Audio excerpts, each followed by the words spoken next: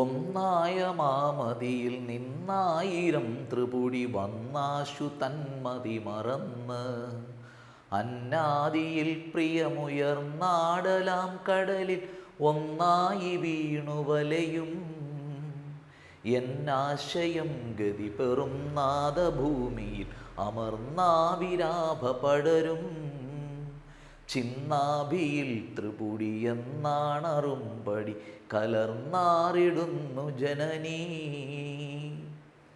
പാട്ട് ക്ലാസ് ഒന്നുമല്ല, ആരും തെറ്റിദ്ധരിക്കണ്ട. എല്ലാവർക്കും PSC പനോരമയുടെ ക്ലാസ്സുകളിലേക്ക് സ്വാഗതം.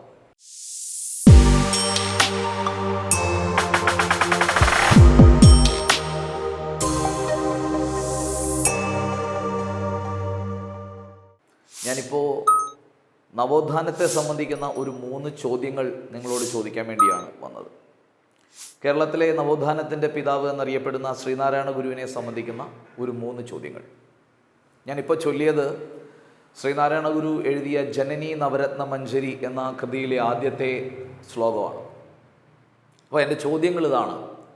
ശ്രീനാരായണ ഗുരു ആരെയാണ് പരിപൂർണ കലാനിധി എന്ന് വിളിച്ചത്? ശ്രീനാരായണ ഗുരു ആരെയാണ് മുത്തുരത്നം എന്ന് വിശേഷിപ്പിച്ചത്? ശ്രീനാരായണ ഗുരു ആരെയാണ് പരമേശ പവിത്രപുത്രൻ എന്ന് വിശേഷിപ്പിച്ചത്? ശ്രീനാരായണ ഗുരു പരിപൂർണ കലാനിധി എന്ന് വിശേഷിപ്പിച്ചത് ചട്ടമ്പിസ്വാമികളെയാണ്. ചട്ടമ്പിസ്വാമികൾ സമാധിയായ ദിവസം വൈകുന്നേരം വളരെ കൂടുതൽ ദുഃഖത്തോടുകൂടി ശ്രീനാരായണ ഗുരു ഒരു ശ്ലോകം എഴുതി. സർവജ്ഞ ഋഷിക്രാന്ത സദ്ഗുരു ശുഗവത്മന ഹാഭാതി പരമയോമി പരിപൂർണ കലാനിധി.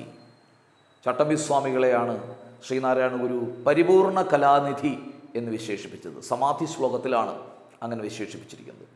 അദ്ദേഹത്തിൻ്റെ അനുകമ്പാ ദശകത്തിൽ അദ്ദേഹം യേശുക്രിസ്തുവിനെ പരമേശ പവിത്രപുത്രൻ എന്ന് വിശേഷിപ്പിക്കുന്നു. പരമേശ പവിത്രപുത്രൻ എന്ന് വിശേഷിപ്പിക്കുന്നു. അതേ അനുകമ്പാ ദശകത്തിൽ തന്നെ ശ്രീനാരായണ ഗുരു മുഹമ്മദ് നബിയെ കരുണാവാൻ നബി മുത്തുരത്നമോ എന്ന് വിശേഷിപ്പിക്കുന്നു.